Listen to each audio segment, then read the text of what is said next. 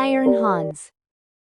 There was once upon a time a king who had a great forest near his palace, full of all kinds of wild animals. One day he sent out a huntsman to shoot him a roe, but he did not come back. "Perhaps some accident has befallen him," said the king, and the next day he sent out 2 more huntsmen who were to search for him, but they too stayed away. Then on the 3rd day, he sent for all his huntsmen, and said, "Scour the whole forest through, and do not give up until you have found all 3. But of these also, none came home again, none were seen again. From that time forth, no one would any longer venture into the forest, and it lay there in deep stillness and solitude, and nothing was seen of it, but sometimes an eagle or a hawk flying over it. This lasted for many years, when an unknown huntsman announced himself to the king as seeking a situation, and offered to go into the dangerous forest. The king, however, would not give his consent, and said, "It is not safe in there. I fear it would fare with you no better than with the others, and you would never come out again."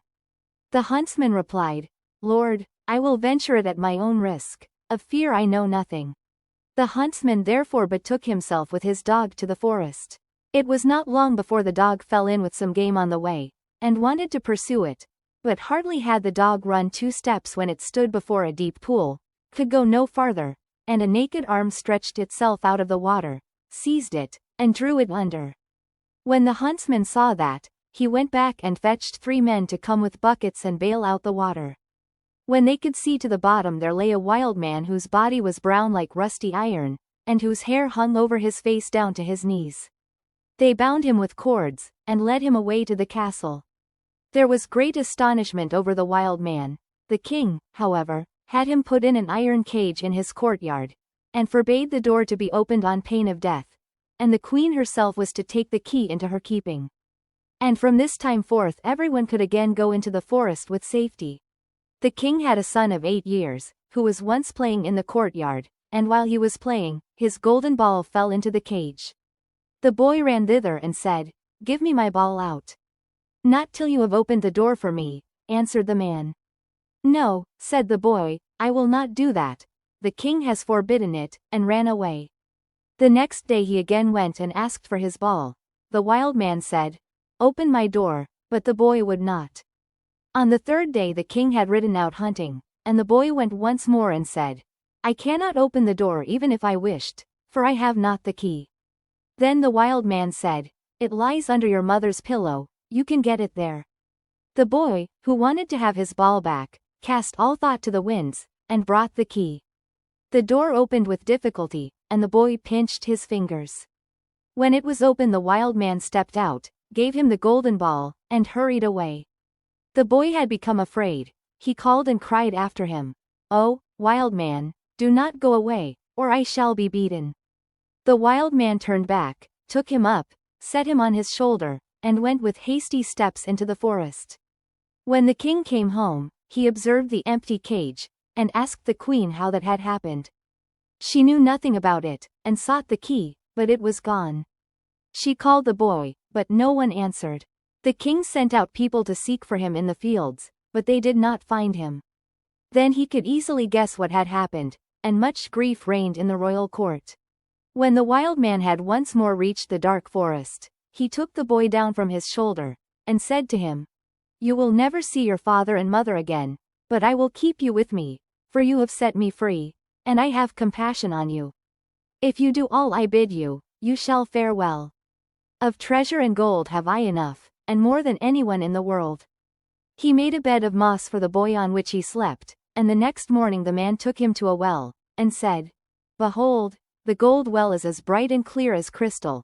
You shall sit beside it, and take care that nothing falls into it, or it will be polluted. I will come every evening to see if you have obeyed my order." The boy placed himself by the brink of the well, and often saw a golden fish or a golden snake show itself therein, and took care that nothing fell in.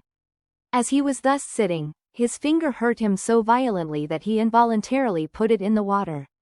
He drew it quickly out again, but saw that it was quite gilded, and whatsoever pains he took to wash the gold off again, all was to no purpose. In the evening Iron Hans came back, looked at the boy, and said, "What has happened to the well? Nothing, nothing, he answered, and held his finger behind his back, that the man might not see it. But he said, "You have dipped your finger into the water, this time it may pass, but take care you do not again let anything go in." By daybreak the boy was already sitting by the well and watching it. His finger hurt him again and he passed it over his head, and then unhappily a hair fell down into the well. He took it quickly out, but it was already quite gilded. Iron Hans came, and already knew what had happened. "You have let a hair fall into the well," said he. "I will allow you to watch by it once more, but if this happens for the third time then the well is polluted and you can no longer remain with me." On the third day, the boy sat by the well, and did not stir his finger, however much it hurt him. But the time was long to him, and he looked at the reflection of his face on the surface of the water. And as he still bent down more and more while he was doing so, and trying to look straight into the eyes, his long hair fell down from his shoulders into the water. He raised himself up quickly, but the whole of the hair of his head was already golden and shone like the sun. You can imagine how terrified the poor boy was. He took his pocket handkerchief and tied it round his head, in order that the man might not see it. When he came he already knew everything, and said, "Take the handkerchief off." Then the golden hair streamed forth, and let the boy excuse himself as he might, it was of no use. "You have not stood the trial and can stay here no longer. Go forth into the world, there you will learn what poverty is. But as you have not a bad heart, and as I mean well by you, there is one thing I will grant you. If you fall into any difficulty, come to the forest and cry, 'Iron Hans,' and then I will come and help you. My power is great, greater than you think, and I have gold and silver in abundance." Then the king's son left the forest, and walked by beaten and unbeaten paths ever onwards until at length he reached a great city. There he looked for work, but could find none, and he learned nothing by which he could help himself. At length he went to the palace, and asked if they would take him in. The people about court did not at all know what use they could make of him, but they liked him, and told him to stay. At length the cook took him into his service, and said he might carry wood and water, and rake the cinders together. Once when it so happened that no one else was at hand, the cook ordered him to carry the food to the royal table, but as he did not like to let his golden hair be seen, he kept his little cap on. Such a thing as that had never yet come under the king's notice, and he said, "When you come to the royal table you must take your hat off." He answered, "Ah, Lord, I cannot. I have a bad sore place on my head." Then the king had the cook called before him and scolded him, and asked how he could take such a boy as that into his service, and that he was to send him away at once. The cook, however, had pity on him, and exchanged him for the gardener's boy. And now the boy had to plant and water the garden, hoe and dig, and bear the wind and bad weather. Once in summer when he was working alone in the garden, the day was so warm he took his little cap off that the air might cool him. As the sun shone on his hair it glittered and flashed so that the rays fell into the bedroom of the king's daughter, and up she sprang to see what that could be. Then she saw the boy, and cried to him, "Boy, bring me a wreath of flowers." He put his cap on with all haste, and gathered wild field flowers and bound them together. When he was ascending the stairs with them, the gardener met him, and said, "How can you take the king's daughter a garland of such common flowers? Go quickly, and get another, and seek out the prettiest and rarest." "Oh, no," replied the boy, "the wild ones have more scent, and will please her better." When he got into the room, the king's daughter said, "Take your cap off, it is not seemly to keep it on in my presence." He again said, "I may not, I have a sore head." She, however, caught at his cap and pulled it off, and then his golden hair rolled down on his shoulders, and it was splendid to behold. He wanted to run out, but she held him by the arm, and gave him a handful of ducats. With these he departed, but he cared nothing for the gold pieces. He took them to the gardener, and said, "I present them to your children, they can play with them." The following day the king's daughter again called to him that he was to bring her a wreath of field flowers, and then he went in with it. She instantly snatched at his cap, and wanted to take it away from him, but he held it fast with both hands. She again gave him a handful of ducats, but he would not keep them, and gave them to the gardener for playthings for his children. On the third day things went just the same, she could not get his cap away from him, and he would not have her money. Not long afterwards, the country was overrun by war. The king gathered together his people, and did not know whether or not he could offer any opposition to the enemy, who was superior in strength and had a mighty army. Then said the gardener's boy, I am grown up, and will go to the wars also, only give me a horse. The others laughed, and said, Seek one for yourself when we are gone. We will leave one behind us in the stable for you. When they had gone forth, he went into the stable, and led the horse out. It was lame of one foot, and limped hobble-tee-jib, hobble-tee-jib. Nevertheless he mounted it, and rode away to the dark forest. When he came to the outskirts, he called, Iron Hans, 3 times so loudly that it echoed through the trees. Thereupon the wild man appeared immediately, and said, What do you desire? I want a strong steed, for I am going to the wars. That you shall have, and still more than you ask for. Then the wild man went back into the forest, and it was not long before a stable boy came out of it, who led a horse that snorted with its nostrils, and could hardly be restrained, and behind them followed a great troop of warriors entirely equipped in iron, and their swords flashed in the sun. The youth made over his 3-legged horse to the stable boy, mounted the other, and rode at the head of the soldiers. When he got near the battlefield, a great part of the king's men had already fallen, and little was wanting to make the rest give way.